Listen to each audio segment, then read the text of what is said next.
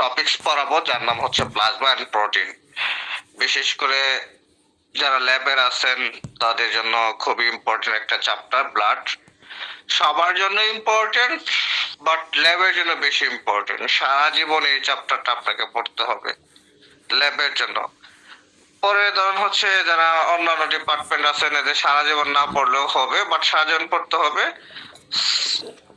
Success হওয়ার পূর্ব পর্যন্ত, success হওয়া পূর্ব পর্যন্ত এরকম বিএসসি পরীক্ষার পূর্ব পর্যন্ত, তারপরে হচ্ছে আপনার এই চাকরি পরীক্ষার পূর্ব পর্যন্ত, অথবা যে কোনো ভাইবা এইখান থেকে আপনাকে প্রশ্ন হবে এই টপিক থেকে। সো এটা খুব গুরুত্বপূর্ণ একটা চ্যাপ্টার। এই গুরুত্বপূর্ণ চ্যাপ্টারের গুরুত্বপূর্ণ টপিক হচ্ছে প্লাজমা এন্ড সিরাম। খুবই গুরুত্বপূর্ণ পয়েন্ট। প্রথমে আমরা বুঝবো হচ্ছে প্লাজমা কি এন্ড হচ্ছে সিরাম কি, ঠিক আছে?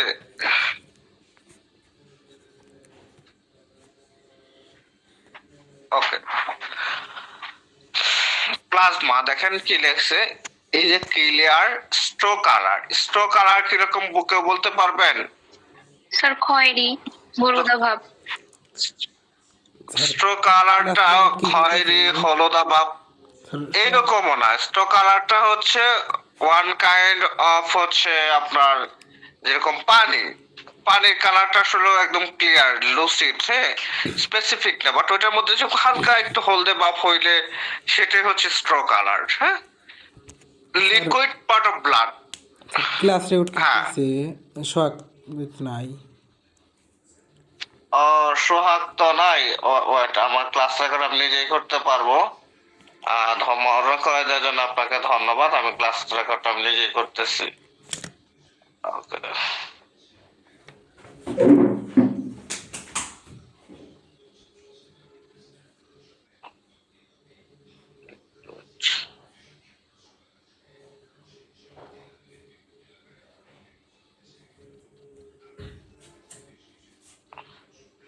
আচ্ছা, আমাদের ক্লাস রেকর্ড হচ্ছে, অসুবিধা নাই। হ্যাঁ, ওকে, আমরা যে টপিকসে পড়াশোনা করব সেটা হচ্ছে প্লাজমা এন্ড হচ্ছে আপনার এই সিরাম।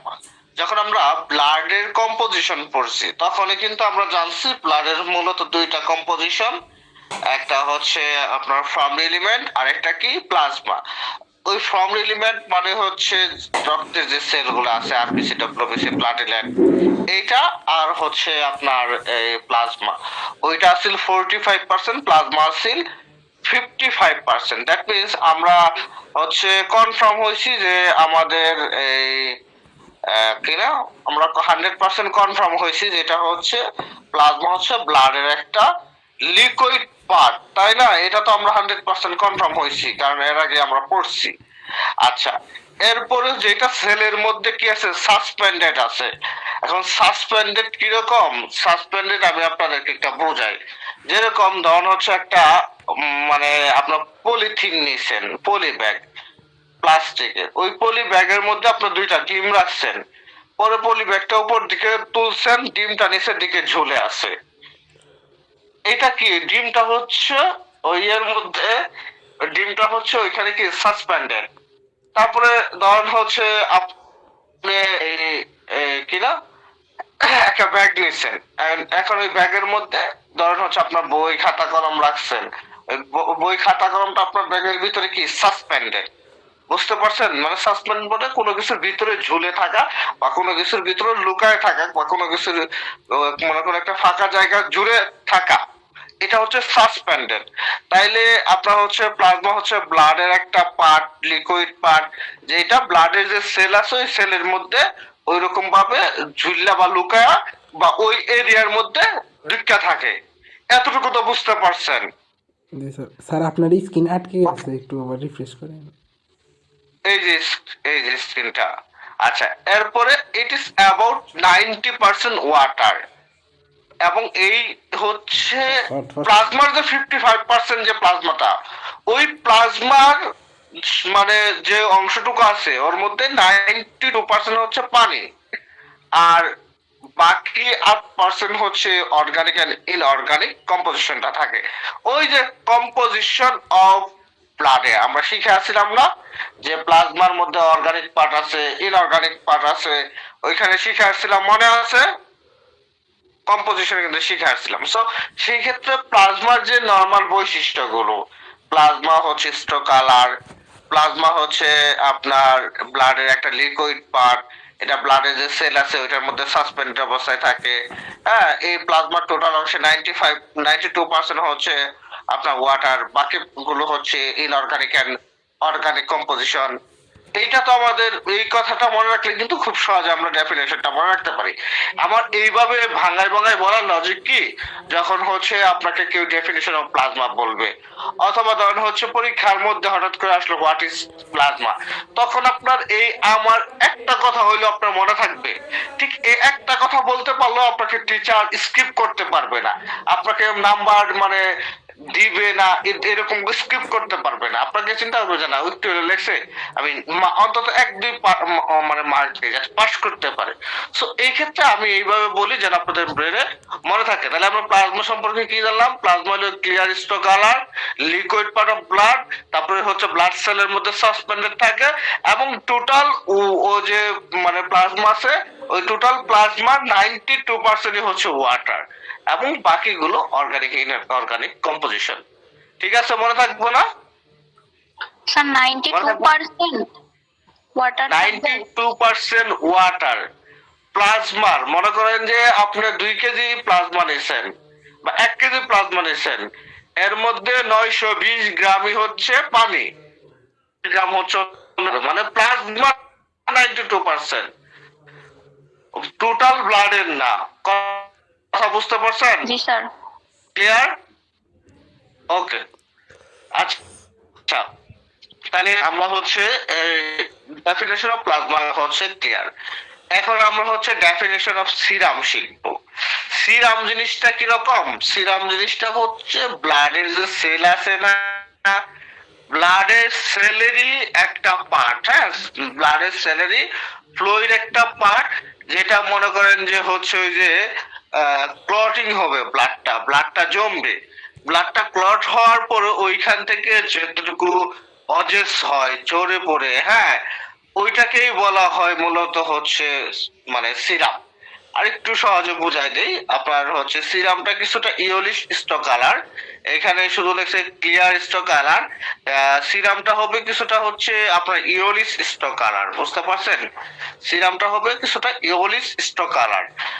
আমি আপনাকে বুঝাই, মনে করেন যে আপনারা গ্রামে দেখছেন না হচ্ছে যখন হচ্ছে একটা ঘর বানায়, ঘর বানানোর পরে সেখানে হচ্ছে আপনার হচ্ছে ইট বালু সিমেন্ট দিয়া আস্তর মারে, ওই রাজমিস্ত্রি আস্তর মারে, আস্তর করতে করার সময় সেটা ফিনিশিং করে, দেখবেন ওই ফিনিশিং করে যতটুকু জয়রা ফালাই দেয় অতটুকু কিন্তু কি ইউজলেস। ঠিক এরকম ব্লাডটা ক্লট হবে, জমে যাবে, জমে যাওয়ার পরে ওইখান থেকে যতটুকু আপনার হচ্ছে ওই হচ্ছে আপনার হয়ে যায়, মানে জমে যা, পড়ে যা, ওই অংশটুকুই মানে যে অংশটুকু পড়ে যা, হ্যাঁ, ঠিক ওই অংশটুকুই হচ্ছে সিরাম। ঠিক ওই অংশটুকুই হচ্ছে সিরাম। এখানে দেওয়া আছে আপনার serum is clear straw colour fluid part of blood. এটা ব্লাডের একটা fluid part, not liquid part, not liquid part, এটা হচ্ছে ফ্লুইড পার্ট ব্লাডের, that remains after clotting has occurred, মানে ক্লটিং হওয়ার পরে যে অংশটুকু থাকে, রক্তটা জমে যাওয়ার পরে যে অংশটুকু থাকে, ঠিক ওই অংশটুকুই হচ্ছে serum. It is essentially plasma, it is without clotting factor, without clotting factor. Just এই পর্যন্ত মনে রাখলেই হবে যে serum is a clear straw coloured fluid part of blood that remains after clotting has occurred. Just এই পর্যন্ত লিখতে পারলে আপনার ডেফিনিশন হয়ে গেল। কথা বুঝতে পারছেন? স্যার দেখা তো যাচ্ছে সিরাম, এই যে দেখা যাইতেছে এই যে প্লাজমা, এই যে হচ্ছে নিচে সিরামের ডেফিনিশন সবাই তো দেখতে পারতেছে, সেই ক্ষেত্রে হয়তো আপনার নেটওয়ার্কের প্রবলেম হচ্ছে।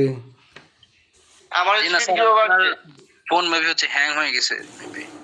না, আমার স্ক্রিন তো আটকে যাওয়ার কথা না, এই যে আমার স্ক্রিন হচ্ছে সব নড়তেছে করতেছে। সবার ফোনে কি এরকম হচ্ছে? স্ক্রিন অফ করে আবার জি স্যার, দেখা যাচ্ছে না তো স্যার। স্যার আমাদের ফোনে হচ্ছে না তো। আচ্ছা দেখি, দাঁড়ান, ওয়েট।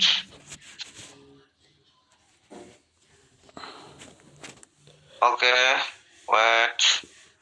স্যার খেয়াল করতে Again, I'm কি আপনার trying. স্ক্রিন রেকর্ডিং মানে ক্লাস রেকর্ড করতে শুরু করলে এইরকম হয়, শুরু হয়।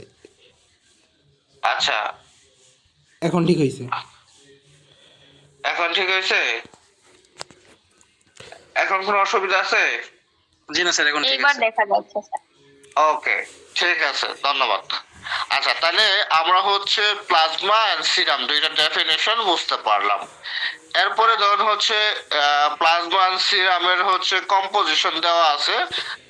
কম্পোজিশনটা খুব বেশি দরকার নাই, এটা পরীক্ষায় আসে না। এরপরেও যদি মনে হয় আপনারা একটু পড়ে নিতে পারেন, বাট খুব বেশি গুরুত্বপূর্ণ না। ঠিক আছে, ওকে। এবার আমরা চলে যাব difference between plasma and serum. খুবই গুরুত্বপূর্ণ, খুবই গুরুত্বপূর্ণ, খুবই গুরুত্বপূর্ণ এবং পরীক্ষা আসার মতো। বিশেষ করে ফিজিওলজি পরীক্ষায় প্রশ্ন যে ঘাটাঘাটি করেন, দেখবেন যে বহুত বছর খালি একই প্রশ্ন আসে, difference between plasma and serum. এবং বিএসসি পরীক্ষা দিতে যাবেন, চাকরির পরীক্ষা দিতে যাবেন, সব জায়গায় আপনাকে এটা ফেস করতে হবে। প্লাজমা এন্ড সিরামের বেসিক পার্থক্য কি? প্লাজমা হচ্ছে আপনার ফ্লুইড পার্ট, নন সেলুলার ফ্লুইড পার্ট। ব্লাডের সেলুলার পার্ট না, নন সেলুলার ফ্লুইড পার্ট। শেষ, এই পর্যন্ত দিবেন। সিরামের ক্ষেত্রে দিবেন fluid part of blood that remains after clotting. Fluid part of blood that remains after clotting. তাহলে প্লাজমার ক্ষেত্রে কতটুকু আসবে? Non cellular fluid part of blood. ঠিক আছে, এই পর্যন্ত আসবে এক। আর সিরামের ক্ষেত্রে আসবে fluid part of blood that remains after clotting. কথা ক্লিয়ার? ওকে। এরপরে হচ্ছে আপনার প্লাজমাটা কি কিছুটা ইওলিশ, কিছুটা ইওলিশ, কালারের জন্য ইওলিশ। সিরামের ক্ষেত্রে স্টোর ক্লিয়ার। মোটামুটি সিরামের ক্ষেত্রে হচ্ছে আপনার ক্লিয়ারই থাকে, তারপরে আপনি লিখে দিবেন স্টোরস হচ্ছে ক্লিয়ার দেন প্লাজমা। অর্থাৎ প্লাজমা থেকে তুলনামূলক ভাবে এটা হচ্ছে ক্লিয়ার থাকে। এই জন্য আপনি লিখে দিতে পারেন ক্লিয়ার দেন প্লাজমা, অথবা স্টোর লিখলেও হবে, কোনো অসুবিধা নাই, যে কোনো একটা লাইন লিখলেই হবে। এরপর ক্লটিং ফ্যাক্টর। এখন গুরুত্বপূর্ণ ব্যাপার হচ্ছে ক্লটিং ফ্যাক্টর। ক্লটিং ফ্যাক্টরটা কি? ক্লটিং ফ্যাক্টর হচ্ছে রক্ত যে জমাট বাঁধে না, ওই রক্ত জমাট বাঁধাইতে যে যে কাজ করে সেটাকে বলা হয় ক্লটিং ফ্যাক্টর। সেটাকে বলা হয় ক্লটিং ফ্যাক্টর। কিরকম ক্লটিং ফ্যাক্টর? ধরুন হচ্ছে আপনার এই ক্লটিং ফ্যাক্টর আছে আপনার 13টা। ক্লটিং ফ্যাক্টর আছে 13টা। আমরা একটু পরে ক্লটিং ফ্যাক্টর গুলোর নাম মুখস্থ করব। আপাতত ক্লটিং ফ্যাক্টর বলতে বুঝেন যে রক্ত জমাট বাঁধাইতে কাজ করে, যেরকম অ্যালবুমিন, গ্লোবিন, ফিব্রিনোজেন, হ্যাঁ, প্রথম বিন, থ্রম্বোপ্লাস্টিন, ক্যালসিয়াম আয়রন, লিয়াবল, হ্যাঁ, তারপর হচ্ছে অ্যান্টি হেমোফিলিক ফ্যাক্টর। এই যে হেমোফিলিয়া রোগ হয়, কেউ বলতে পারবেন হেমোফিলিয়ার রোগ সম্পর্কে কেউ বলতে পারবেন? কারো কোনো ধারণা আছে? হেমোফিলিয়া সম্পর্কে কারো কোনো ধারণা আছে? হেমোফিলিয়া, হেমোফিলিয়া কি? হেমোফিলিয়া রোগটা হচ্ছে এমন একটা রোগ যেখানে আপনার ওই রক্তের যে ব্লাড ক্লটিং ফ্যাক্টর আছে, এখানে অ্যান্টি হেমোফিলিক ফ্যাক্টরটা অনুপস্থিত থাকে। অর্থাৎ যখন হচ্ছে তার রক্ত তৈরি হয়, ওই তৈরি যে হয় ওইখানে ধরুন হচ্ছে আরবিসি সেল তৈরি হবে, ডব্লিউবিসি সেল তৈরি হবে, তারপর প্লাটিলেট সেল তৈরি হবে। ওই প্লাটিলেট সেলের মধ্যে আপনার হচ্ছে 13টা ফ্যাক্টর থাকে। এর মধ্যে একটা হচ্ছে অ্যান্টি হেমোফিলিক ফ্যাক্টর। ওই অ্যান্টি হেমোফিলিক ফ্যাক্টরটা সামহাও জন্মগত বা কোনো কারণে মানে জন্মগত ভাবে ওর রক্তের মধ্যে তৈরি হয় নাই। ঠিক এই কারণে ওই পেশেন্টের কি হেমোফিলিয়া হয়। যেমন হচ্ছে আপনার এই হাত থেকে রক্ত মানে কোনোভাবে যদি পড়া শুরু হয় বা কাইটা যায়, তাহলে খুব সহজে কিন্তু রক্ত কি জমাট হয় না, কারণ ওই যে হেমোফিলিয়া ফ্যাক্টরটা অনুপস্থিত। মানে খেয়াল করে দেখেন আল্লাহ তাআলা যেমন আমাদেরকে কত সূক্ষ্মভাবে সৃষ্টি করছে, সেখানে সামান্য ত্রুটি বিচ্যুতি হইলেও কত বড় অসুবিধা হয়। কথা বুঝতে পারছেন? ওকে। তাইলে ক্লটিং ফ্যাক্টর গুলো প্লাজমাতে থাকে, বাট সিরামে আপনার হচ্ছে কোন ধরনের ক্লটিং ফ্যাক্টর উপস্থিত থাকে না। তো সেই ক্ষেত্রে এটা হচ্ছে অ্যাবসেন্ট।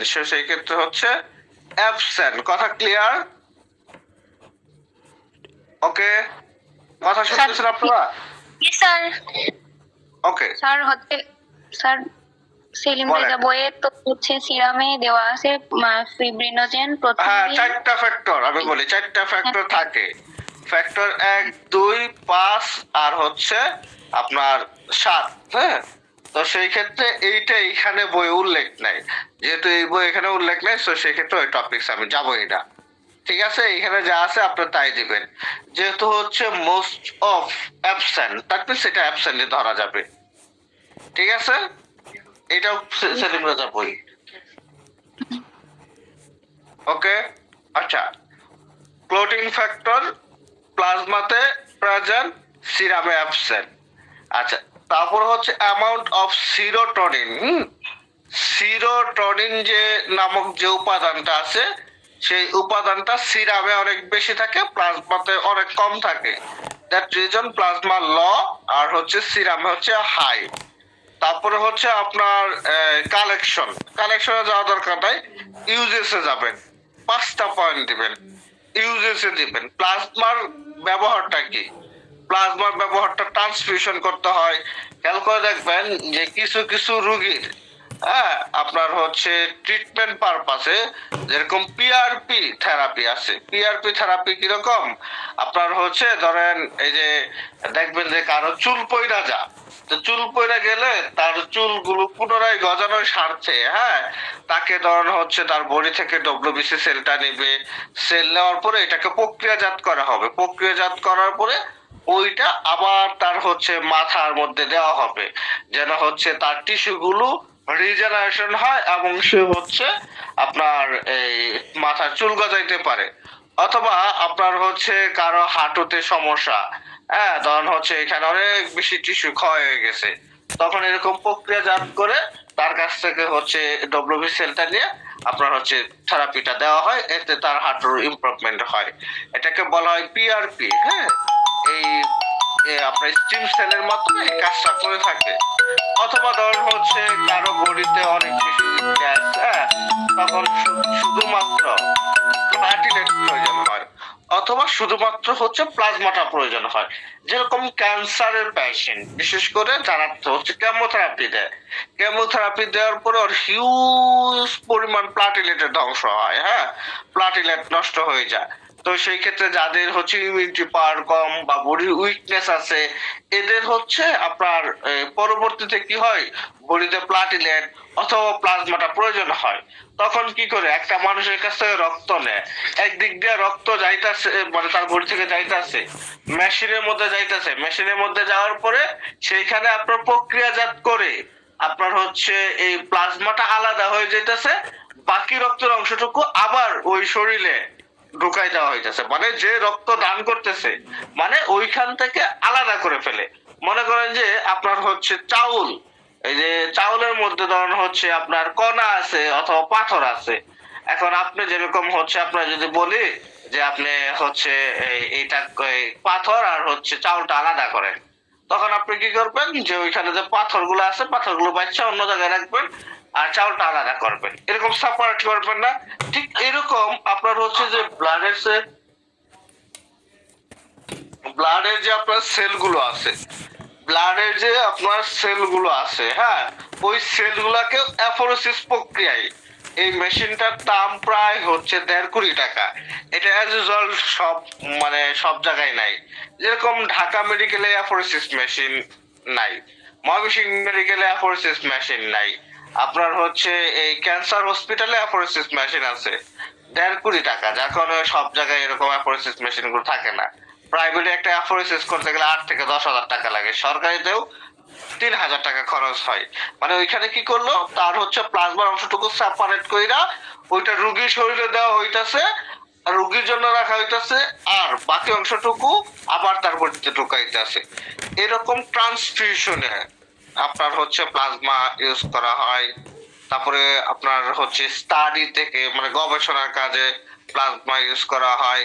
সিরামটা কি ডায়াগনস্টিক পারপাসে, সিরামটা ডায়াগনস্টিক পারপাসে, যেরকম আপনার ধরেন হচ্ছে এই কিনা সিবিসি টেস্ট করাইতে হইলো, আপনার হচ্ছে হরমোনের একটা টেস্ট করাইতে হইলো, হ্যাঁ, আপনার হচ্ছে ধরেন এই বডিতে অ্যান্টিবডি টেস্ট করা হইলো, dengue test, IgG IgM test করা হইলো, সেই ক্ষেত্রে এই সিরামটাকে ইউজ করা হয়। কথাটা কি বুঝতে পারছেন? জি স্যার। স্যার একটা প্রশ্ন, ওকে, হ্যাঁ বলেন। স্যার পিআরপি এর পূর্ণরূপ কি হবে? পিআরপি, পি তারপরে হচ্ছে আপনার রিজেনারেশন, পিতে হচ্ছে পি শর্ট, রিজেনারেশন থেরাপি। আমার এটা সঠিক মনে নাই, বুঝতে পারছেন? জাস্ট মনে আছে পিআরপিটা মনে আছে। পিআরপি হচ্ছে একটা হচ্ছে মানে এমন একটা চিকিৎসা যেখানে হচ্ছে টিস্যু রিজেনারেশন করা হয়, বুঝতে পারছেন? ওকে, জি স্যার। তাহলে আমরা যে জিনিসটা বুঝতে পারলাম সেটা হচ্ছে প্লাজমা সিরামের ডিফারেন্সটা বুঝতে পারলাম। And I think I observe যে আপনারা অবশ্যই এই জিনিসটা সুন্দর করে ব্রেনে রাখার চেষ্টা করবেন, ইনশাআল্লাহ। রাখবেন না? জি স্যার। না ভুলে যাবেন? এটা খুবই গুরুত্বপূর্ণ। এরপরে হচ্ছে difference between plasma and blood. এটা ডিফারেন্সটা প্রয়োজন নাই, শুধু এটা পড়লেই হবে। ওকে, এবার আমরা যে টপিকস নিয়ে আলোচনা করব সেটার নাম হচ্ছে প্লাজমা প্রোটিন। অতএব হচ্ছে প্লাজমার মধ্যে প্রোটিনের উপস্থিতিটাকে বলা হয় প্লাজমা প্রোটিন। প্লাজমার মধ্যে প্রোটিনের উপস্থিতিটাকে বলা হয় প্লাজমা প্রোটিন। বুঝতে পারছেন? মানে আপনি এই প্লাজমার সাথে প্রোটিন মিশাই দিলেন, তখন এটার নাম হয়ে গেল প্লাজমা প্রোটিন।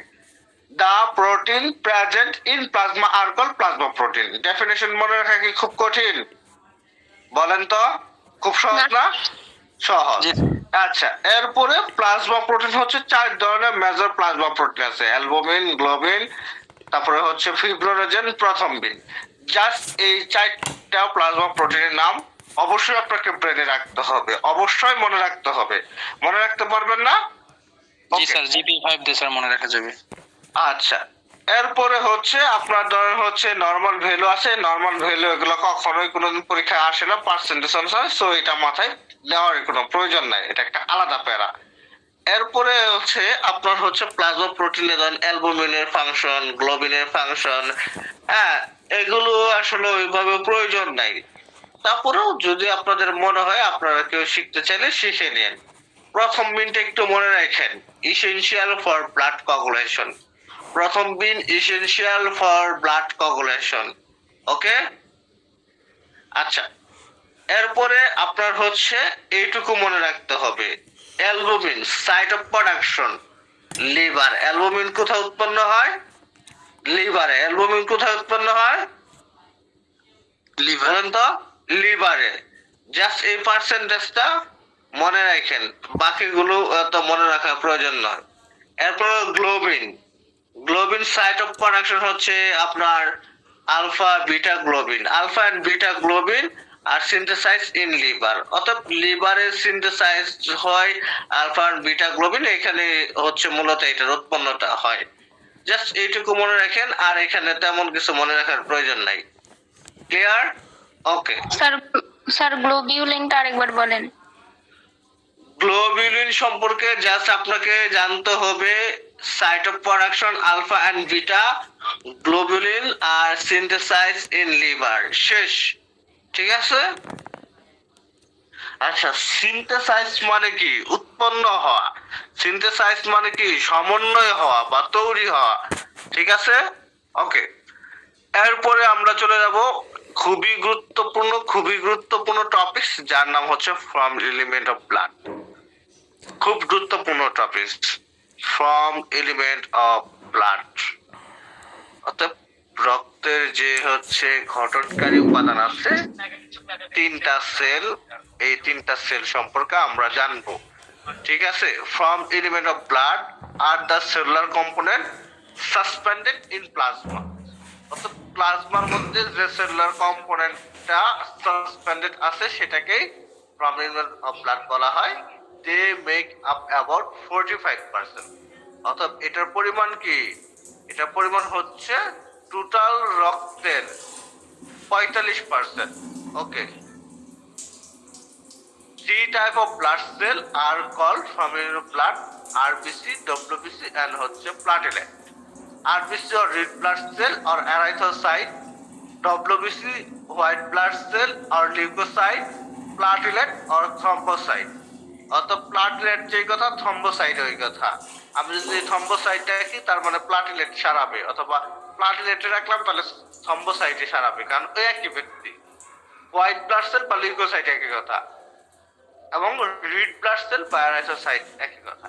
এই যে আমরা বলি যে আপনার ব্লাড ক্যান্সার, মূলত হচ্ছে ব্লাডের কোন সেলটাকে আপনার নষ্ট করা হয় বলতে পারবেন ব্লাড ক্যান্সারের ক্ষেত্রে? বলেন তো।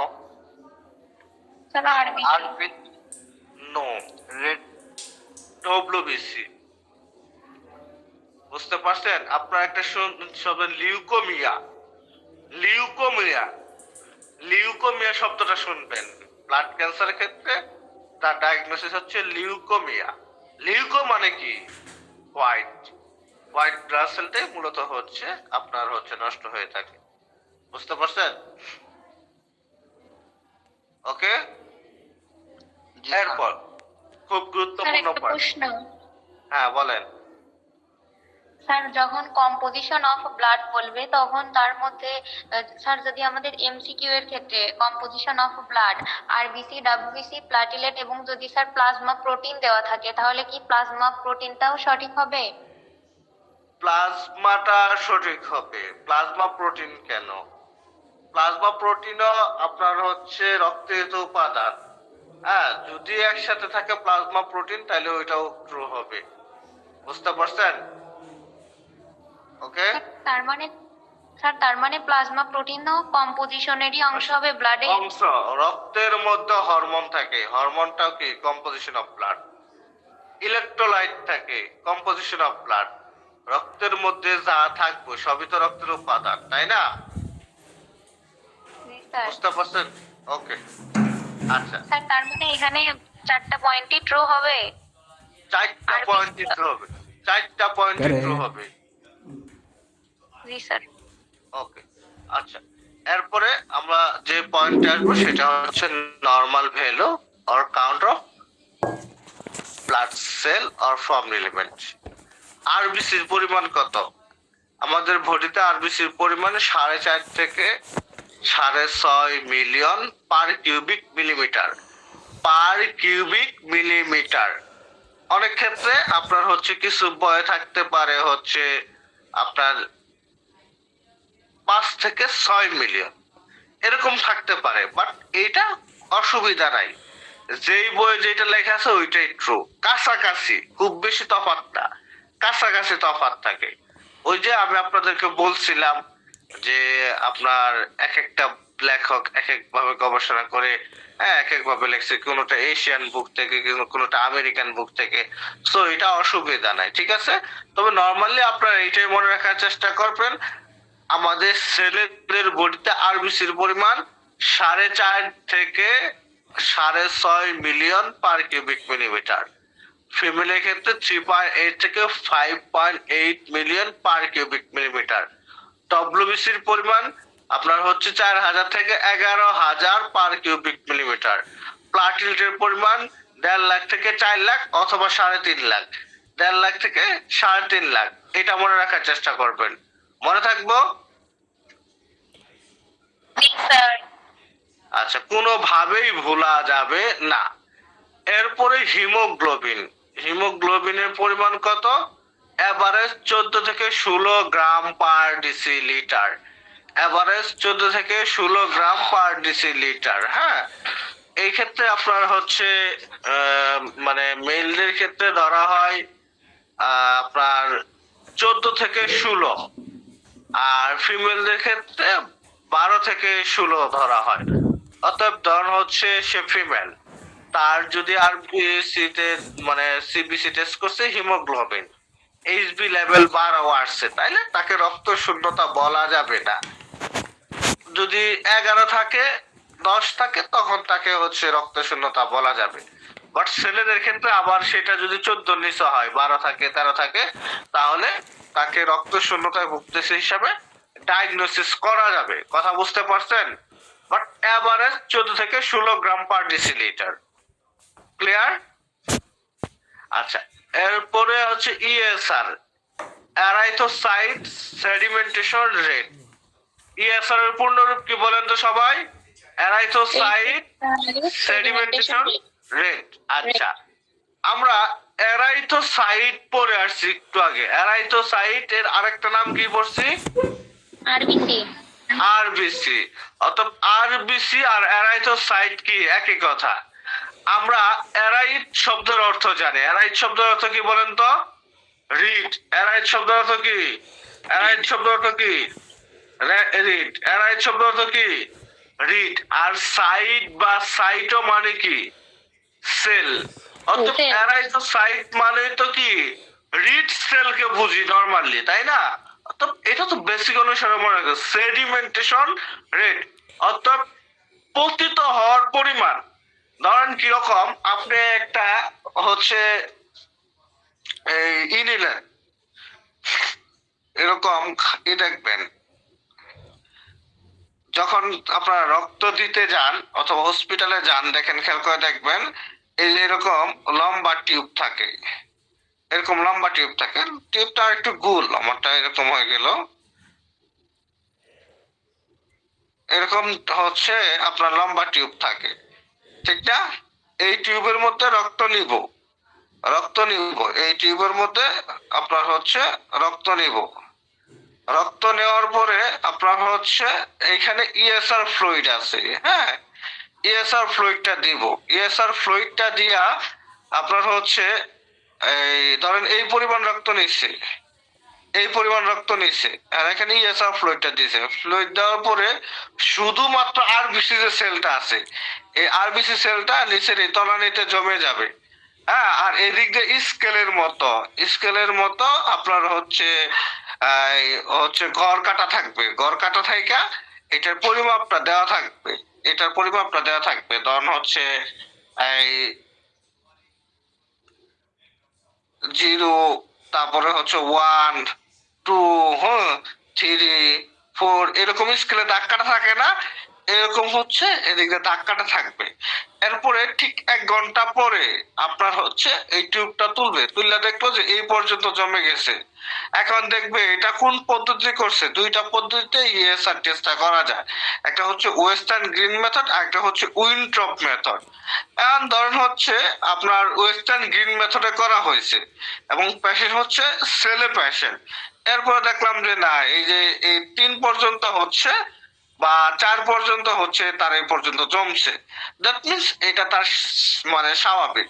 বাট এইটা যদি মনে করছো কথার কথা এখানে 20, 21, হ্যাঁ, অথবা 9, 10 চলে যা, বিশেষ করে 20, 21 বা আরো বেশি গেলে বোঝা যায় যে তার রক্তের মধ্যে অনেক বেশি ইনফেকশন আছে, তার লিভারে সমস্যা থাকতে পারে, হ্যাঁ, তার হচ্ছে কিডনির সমস্যা থাকতে পারে। এই জিনিসগুলো ধরা পড়ে। ইএসআর মূলত হচ্ছে non specific body monitoring test. ESR কি? Non specific body monitoring test, মানে সে কোন স্পেসিফিক টেস্ট না, সে শুধু বডিকে মনিটরিং করে। সে বডির মধ্যে দেখে কোথায় ইনফেকশন হইতেছে, কোথায় খারাপ আছে, কোথায় কোন অর্গান বা কোন অঙ্গটা হচ্ছে আপনার রিক্সের মধ্যে আছে, বা কোন অঙ্গটা হচ্ছে অসুস্থ হওয়ার সম্ভাবনা আছে, এই জিনিসটা সে ফাইন্ড আউট করে। নন স্পেসিফিক, স্পেসিফিক না। এখন প্রশ্ন হলো স্পেসিফিক কিরকম? স্পেসিফিক হচ্ছে এরকম, ধরুন হচ্ছে আপনার অনেক জ্বর, 4-5 দিন যাবত ওষুধ খাইতেছেন কিন্তু আপনি ভালো হচ্ছেন না। এখন আপনি আমার কাছে আসছেন, তখন আমি সন্দেহ করলাম যে না, আপনার তো তাহলে ডেঙ্গু হতে পারে। ডেঙ্গু সন্দেহ ভেবে আমি ধরুন হচ্ছে আপনাকে টেস্ট করতে দিয়েছি। ডেঙ্গু সন্দেহ ভেবে কি আপনাকে টেস্ট করতে দিলাম, যে ডেঙ্গুর জন্য যে টেস্ট আইজিজি, আইজিএম, হ্যাঁ, এই টেস্ট গুলো দিবে। ইমিউনোগ্লোবিন এম আর ইমিউনোগ্লোবিন জি, এই টেস্ট গুলো দিলাম। তার মানে কি, জাস্ট ডেঙ্গু পরীক্ষার জন্য আইজিজি করলাম। ধরেন করোনার সময় কি টেস্ট করা হয়েছে, করোনা হয়েছে কিনা এজন্য আরটিপিসিআর টেস্ট করা হয়েছে। তারপরে ধরুন হচ্ছে আপনার এই কিনা প্রস্রাবের কোনো সমস্যা আছে কিনা, এই জন্য ইউরিন রুটিন এক্সামিনেশন করা হয়েছে। এরপরে ধরুন হচ্ছে আপনার রক্তের মধ্যে কোনো ইনফেকশন আছে কি না, এই জন্য ইউরিন কালচার দিছে। এরপরে ধরুন হচ্ছে আপনার কালা জ্বর হয়েছে কিনা, এই জন্য K19 টেস্ট দিছে। মানে কি, কালা জ্বর ফাইন্ড আউট করার জন্য আমি যে টেস্ট দিলাম এটা specific test K19। Dengue test করার জন্য দিলাম IgG IgM, antibody IgG IgM test দিলাম। এখন ধরুন হচ্ছে আইজিজি আইজিএম দেখে আমি সারা বডির টেস্ট খুঁজে পাবো না, K19 দেখে সারা বডি খুঁজে পাবো না। মানে এই রোগটা হয়েছে কিনা, এই রোগটার জানার জন্য আমি যে টেস্টটা দিলাম ওইটা হচ্ছে স্পেসিফিক টেস্ট। আর ইএসআর হচ্ছে এরাইথোসাইট সেডিমেন্টেশন রেট, এটা নন স্পেসিফিক টেস্ট। এটা মানে কোনো ডেঙ্গু বাই করবো না, কোনো কালাজ্বর বের করবে না, অথবা হচ্ছে তার হচ্ছে ইউরিনের সমস্যা আছে কিনা, অথবা রক্তের মধ্যে কোনো ইনফেকশন আছে কিনা, এই জিনিসটা ফাইন্ড আউট করবে না। সে পুরা বডিটা মনিটরিং করবে যে কোথায় কোন সমস্যাটা আছে।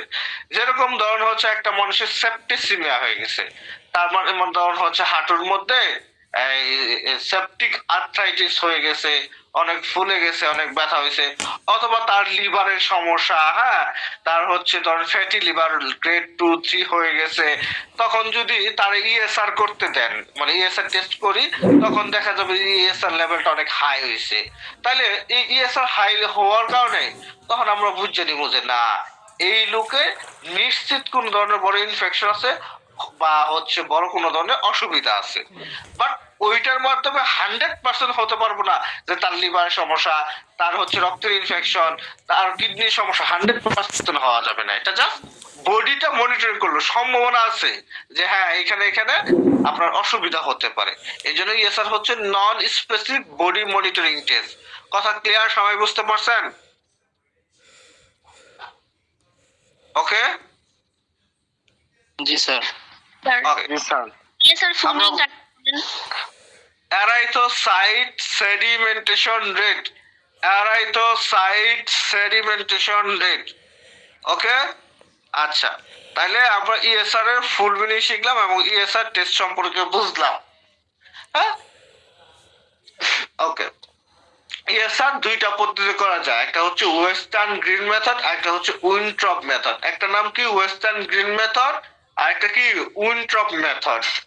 ওয়েস্টার্ন গ্রিন মেথডে নরমাল ভ্যালু মেলের ক্ষেত্রে 3 থেকে 7 মিলিমিটার, 1 ঘন্টার মধ্যে 3 থেকে 7 মিলিমিটার হলে এটা নরমাল ভ্যালু। আর ফিমেলের ক্ষেত্রে 5 থেকে 9 মিলিমিটার, এটা 5 থেকে 10 ধরা হয়, 0 থেকে 10 ধরা হয়, অথবা 0 থেকে 10 ধরা হয়, 0 থেকে 7 ধরা হয় মেলের ক্ষেত্রে। এটা এক এক বই এক এক রকম আছে, বাট আপনার হচ্ছে এইটা মনে রাখলে হবে 3 থেকে 7, এতটুকু মনে রাখলে হবে in the case of male. ফিমেলের ক্ষেত্রে 5 থেকে 9, আর হচ্ছে উইনট্রপ মেথডে আপনার হচ্ছে মেলের ক্ষেত্রে 0 থেকে 9, আর ফিমেলের ক্ষেত্রে 0 থেকে 15 মিলিমিটার ইন ফার্স্ট আওয়ার। কথা বুঝতে পারছেন? জি স্যার। জি স্যার। তাহলে এই ফর্ম এলিমেন্টের ক্ষেত্রে আমরা মনে রাখবো there are 3 type of form element: RBC, red blood cell or erythrocyte, white blood cell or leukocyte, platelet. Normal value of RBC in case of male 4.5 to 6.5 million per cubic millimeter, in female 3.8 to 5.8 million per cubic millimeter. WBC 4,000 to 11,000 per cubic millimeter. Platelet 1.5 million to 3.5 million per cubic millimeter, মানে 1.5 লাখ থেকে 3.5 লাখ। কথা বুঝতে পারছেন? Okay, জি sir. জি sir. জি sir. আচ্ছা, তাইলে আমরা হচ্ছে এইটুকু মুখস্থ করবো। হিমোগ্লোবিন নরমাল ভ্যালু 14 থেকে 16 গ্রাম পার ডেসিলিটার, এটা মুখস্থ করবো। ইএসআর হচ্ছে দুইটা পদ্ধতি, ESR full meaning erythrocyte sedimentation rate. ESR এর দুইটা পদ্ধতি আছে, Westergren method, Wintrobe method. Westergren মেথডে মেল হচ্ছে 3 থেকে 7 millimetre in first or 1 hour, in female 5 to 9 millimetre in 1 hour. আর উইনট্রপে হচ্ছে 0 থেকে 9, আর ফিমেলে হচ্ছে 0 থেকে 15। এই কথাগুলো মনে থাকবে না? জি স্যার। মনে থাকবে? আচ্ছা, জি স্যার, মনে থাকবে। তাহলে আপনাদের কাজ হচ্ছে কি এই ফর্ম এলিমেন্টটা মুখস্থ করা এরপরে হচ্ছে আপনার হচ্ছে প্লাজমা প্রোটিন ডেফিনিশন, 4টা প্লাজমা প্রোটিন আছে, এতটুকু মুখস্থ করা। প্লাজমা এন্ড সিরামের ডেফিনিশন মুখস্থ করা। প্লাজমা এন্ড সিরামের হচ্ছে ডিফারেন্স মুখস্থ করা। মনে থাকবো? জি স্যার। তাহলে আজকে আমরা আর বেশি আগাইলাম না, এই পর্যন্তই রাখলাম। আশা করি কম পড়া দিছি, কম পড়াটাই মুখস্থ টুটস্থ কইরা একদম খায়া মাথার মধ্যে গুল্লা ফালাই রাখবেন। এরপরেও যদি কারো মুখস্থ না হয় তাহলে এইটুকু নোট করবেন। নোট করার পরে আপনার হচ্ছে এটা কি করবেন, সামনে একটা পানির বোতল আনবেন অথবা হচ্ছে গ্লাস আনবেন। ওই গ্লাসের মধ্যে এই লেখাটুকু ঢোকাবেন, ডোবানোর পরে ওই পানি দেখায় ফেলবেন। এরপরে মুখস্থ হতে হবে। দ্যার ইজ নো অপশন, মুখস্থ না হওয়ার কোনো অপশন নাই। ইনশাআল্লাহ মনে থাকবো না? ইনশাআল্লাহ। জি স্যার। ঈশ্বর। ওকে, ঠিক আছে। তাহলে সকলের জন্য শুভকামনা রইল। আল্লাহ হাফেজ। আবারও ইনশাআল্লাহ আগামীকাল আপনাদের সাথে দেখা হবে। আল্লাহ হাফেজ। আসসালামু আলাইকুম। চিও।